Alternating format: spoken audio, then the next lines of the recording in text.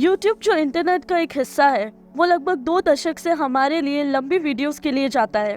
रोजाना 2 बिलियन से ज्यादा लोग इसे इस्तेमाल करते हैं और ये दुनिया की सबसे बड़ी साइट्स में से एक है। गूगल के बाद ये दूसरा सबसे बड़ा सर्च इंजन है। अंदाजा लगाया गया है कि हर रोज यूट्यूब पर 1 बिलियन घंटे की वीडियोस देखी जाती है। ये ऐसे है जैसे आप Lord of the rings trilogy को 4.5 मिलियन से ज्यादा बार देख रहे हो।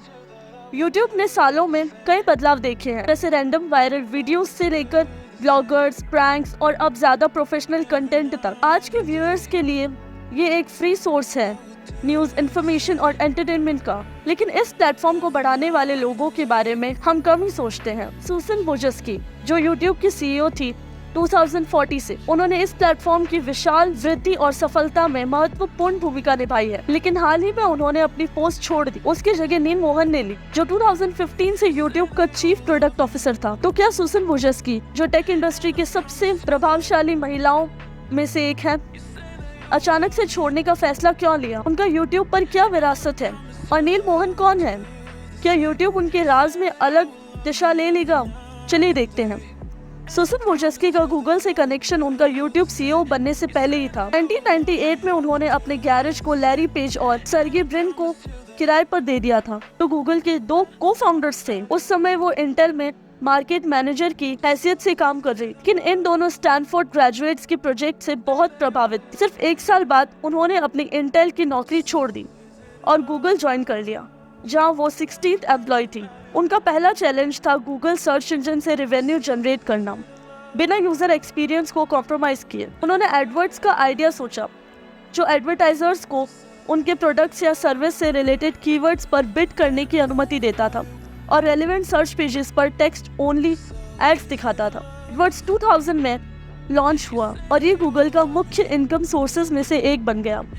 वोजस्की ने गूगल के ऑनलाइन प्रेजेंस को बढ़ाने के लिए कई एक्विजिशंस भी स्प्रेड किए। 2003 में सुसन वोजस्की ने एडसेंस का लॉन्च किया। ये एक सिस्टम था जो थर्ड पार्टी वेबसाइट्स पर उनके कंटेंट के आधार पर एड्स प्लेस करता था। एडसेंस को पावर देने के लिए उन्होंने अप्लाइड सिमेंटिक्स नामक कंपनी का एक्वायर किया, जो natural language processing technology develop करती थी। 2005 में इनफॉर्मर, PayPal employees Chad Hurley, Steve Chen और जरीद करीम ने एक साइट बनाने का आइडिया सोचा, जहां आम लोग अपनी वीडियोस अपलोड कर सकते हैं। ये साइट्स थी यूट्यूब। मजेदार बात यह है कि यूट्यूब एक डेटिंग साइट होनी चाहिए थी, जहाँ यूजर्स अपने आप की वीडियो अपलोड करके पोटेंशियल मैचेस ढूंढ सकते हैं। उनका स्लोगन था ट्यून इन, हुक अप। लेकिन ये आइडिया पॉपुलर नहीं हुआ और यूट्यूब ने जनरल वीडियो शेयरिंग साइट बनने की तरफ पिवोट किया। 2005 में गूगल के पास अपनी खुद की वीडियो शेयरिंग साइट थी, गूगल वीडियो। शुरुआत में गूगल वीडियो सिर्फ एक वीडियो सर्च इंजन ऑफर करती थी, जो दूसरी वेबसाइट से वीडियो इंडेक्स करती थी। बाद में Google user generate content accept करने लगा। इसी दौरान सुसन वोजस्की, जो उस समय गूगल वीडियो की हेड थी, उन्होंने देखा कि यूट्यूब पॉपुलैरिटी में बढ़ रहा है। उन्होंने इस मौके को देखा और उन्होंने गूगल के को-फाउंडर्स लैरी पेज और सर्गी ब्रिन को यूट्यूब खरीदने के लिए कन्विंस किया। 1 साल बाद 2006 में डेनाइज रेस्टोरेंट में डिनर के दौरान गूगल के फॉर्मर सीईओ एरिक सकमित ने चार्ल्स हर्ली और स्टीव चेन को परसुट किया यूट्यूब को $1.6 बिलियन में बेचने के लिए। उनका रिस्पॉन्सिबिलिटी था यूट्यूब को गूगल एडवर्टाइजिंग नेटवर्क में इंटीग्रेट करना। 2008 में उन्होंने डबल क्लिक नामक कंपनी का एक्विजिशन डिस्प्ले एडवर्टाइजिंग और एड सर्विंग में स्पेशलाइज करती थी। उस समय डबल क्लिक का एक एम्प्लॉय था नील मोहन। 2014 में सुसन वोजस्की को यूट्यूब सीईओ बनाया गया। सीईओ के रूप में उन्होंने प्लेटफॉर्म का यूजर एक्सपीरियंस इंप्रूव करने, क्रिएटर्स के लिए नए रेवेन्यू स्ट्रीम्स डेवलप करने, वर्चुअल रियलिटी और लाइव स्ट्रीमिंग जैसी नई टेक्नोलॉजी में इन्वेस्ट करने पर फोकस किया। उनके लीडरशिप के नीचे यूट्यूब तेजी से बढ़ा और इंटरनेट पर सबसे लोकप्रिय वेबसाइट्स में से एक बन गया। सुसन वोजस्की का टेन्योर यूट्यूब पर कभी स्मूथ सेलिंग नहीं रहा। कॉपीराइट इश्यूज से लेकर यूट्यूब को मोनेटाइज करने तक, कंट्रोवर्सीज नेविगेट करने तक सब कुछ डील करना पड़ा। लेकिन सुसन ने अधिकांश हिस्से में चीजें अच्छे से हैंडल की। आज यूट्यूब गूगल के बिजनेस का एक मेजर पार्ट है और हर साल बिलियंस ऑफ डॉलर्स की रेवेन्यू जनरेट करता है। 9 साल यूट्यूब पर और गूगल पर 2 दशक से ज्यादा समय बिताने के बाद 16 फरवरी को सुसन वोजस्की ने फाइनली अपनी पोजीशन से स्टेप डाउन कर दिया। एक ऑफिशियल प्रेस रिलीज में उन्होंने कहा कि उन्होंने अपनी फैमिली, हेल्थ और पर्सनल प्रोजेक्ट्स पर फोकस करने के लिए ये डिसीजन लिया है। वो नए सीईओ नील मोहन की मदद करेंगे, शॉर्ट टर्म में एक एडवाइजिंग रोल में रहेंगे। नील मोहन के बारे में हमें अब तक क्या पता चला है? वो इंडिया में पैदा हुए और यंग एज में यूनाइटेड स्टेट्स शिफ्ट हो गए। उन्होंने 1995 में कॉर्नेल यूनिवर्सिटी से इलेक्ट्रिकल इंजीनियरिंग में अपना बैचलर्स डिग्री प्राप्त किया। बाद में उन्होंने स्टैनफोर्ड से अपना मास्टर्स डिग्री प्राप्त किया। नील मोहन ने अपना प्रोफेशनल करियर असेंशन में शुरू किया और थोड़ी देर बाद उन्होंने डबल क्लिक ज्वाइन किया। वो ऑनलाइन एडवर्टाइजिंग कंपनी जिसे गूगल ने खरीदा था। 2014 में वो यूट्यूब का चीफ प्रोडक्ट ऑफिसर बने और इस दौरान उन्होंने वोजस्की के साथ क्लोजली काम किया। वो यूट्यूब म्यूजिक और यूट्यूब टीवी का डेवलपमेंट और लॉन्च हो या 2020 में यूट्यूब शॉर्ट, जो टिकटॉक और इंस्टाग्राम रील्स के साथ कंप्लीट करने के लिए था। नील को एक क्रिप्टो फ्रेंडली एग्जीक्यूटिव के रूप में जाना जाता है। पिछले साल उन्होंने पॉसिबल NFT इंटीग्रेशन हिंट दिया है। नील ने कहा था कि NFTs क्रिएटर्स को अपना फैंस के साथ इंटरैक्ट करने और रिलेशनशिप्स बिल्ड करने में मदद करेंगे, साथ ही उनके कंटेंट और ब्रांड को मोनेटाइज करने में भी। 2022 के एक इंटरव्यू में मोहन ने बताया कि अगर वो कभी प्रोडक्ट मैनेजमेंट पर एक बुक लिखते हैं तो पहला चैप्टर इनोवेशन या क्रिएटिविटी के बारे में नहीं होगा, बल्कि ये डिसीजन मेकिंग और एक फ्रेमवर्क क्रिएशन पर कॉन्सेंट्रेट करेगा। और ये फ्रेमवर्क ऑर्गेनाइजेशन के थ्रू क्विक और इफेक्टिव डिसीजन अलाउ करेगा। ये उनके मैनेजमेंट स्टाइल के बारे में बहुत कुछ कहता है। इसी तरह से ये एलन मस्क और मार्क जकरबर्ग जैसे लोगों के कॉन्ट्रास्ट है, जबकि इन लीडर्स की पहचान पैशन,